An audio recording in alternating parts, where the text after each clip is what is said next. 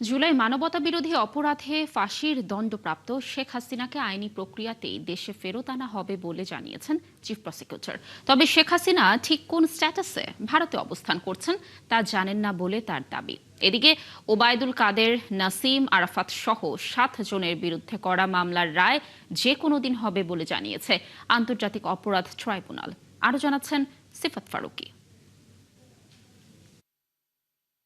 স্বৈরাচারী শাসক শেখ হাসিনাকে ফেরত পাঠানোর বিষয়টি ভারতের আদালতে চূড়ান্ত হবে। সম্প্রতি এমন প্রতিবেদন প্রকাশ করে দেশটির শীর্ষস্থানীয় একটি সংবাদ মাধ্যম। এ প্রসঙ্গে আন্তর্জাতিক অপরাধ ট্রাইব্যুনালের চিফ প্রসিকিউটর বলেন, শেখ হাসিনা ভারতে কোন স্ট্যাটাসে আছেন এ বিষয়ে কিছু জানেন না তারা। একটা পত্রিকা কি কারণে কি লেখে সেটার উপরে বেসিস করে তো আমাদের কোনো বক্তব্য বলা ঠিক না। কারণ এটা ইন্ডিয়ান এক্সপ্রেস নামে যে কাগজটি তারা বলেছে, সেই ইন্ডিয়ান এক্সপ্রেস কিন্তু সবিস্তারে কিছু বলে নাই।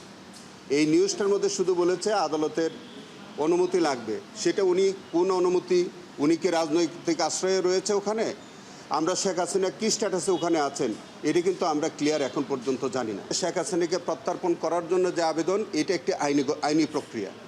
সেই আইনি প্রক্রিয়ার মধ্য দিয়ে তাকে আনার জন্য বাংলাদেশ সরকার প্রয়োজনীয় পদক্ষেপ নিয়েছে। এদিকে জুলাই মানবতা বিরোধী অপরাধে কার্যক্রম নিষিদ্ধ আওয়ামী লীগের সাধারণ সম্পাদক ওবায়দুল কাদের, জ্যেষ্ঠ নেতা বাহাউদ্দিন নাসিম ও সাবেক তথ্যমন্ত্রী আরাফাত সহ দলটির অঙ্গ ও সহযোগী সংগঠনের 7 জনের বিরুদ্ধে করা মামলার যুক্তিতর্ক শেষ হয়েছে। আওয়ামী লীগের সাধারণ সম্পাদক এবং সাবেক সেতুমন্ত্রী জনাব ওবায়দুল কাদের সহ আওয়ামী লীগের শীর্ষ 7 নেতৃবৃন্দের মানবতাবিরোধী অপরাধের মামলার আজকে যুক্তিতর্ক শেষে ট্রাইব্যুনাল আদেশ দিয়েছেন যে আগামী যে কোনো দিন রায়। তবে রাষ্ট্রনিযুক্ত আইনজীবীরা আসামিদের নির্দোষ দাবি করে খালাস চেয়েছেন। ক্যাম্পাসে উপস্থিতিই হচ্ছে অফেন্স না। আমি আমার ক্যাম্পাসে উপস্থিত থাকবো, আমি মিছিলে উপস্থিত থাকবো, উপস্থিতি itself amount to an offence, এটা তো হতে পারে না। অরিজিনাল সাক্ষী, আত্মীয় স্বজন, মৃতের আত্মীয় স্বজন যারা ভিকটিম হয়েছে তারা কেউই আমার আসামি আরাফাত বা কি বলে ওবায়দুল কাদের, বাহাউদ্দিন নাজিমকে জড়িত করে কোনো সাক্ষ্য দেয়নি যে তারা গুলি করেছে, তারা মেরেছে, তারা হত্যা করেছে।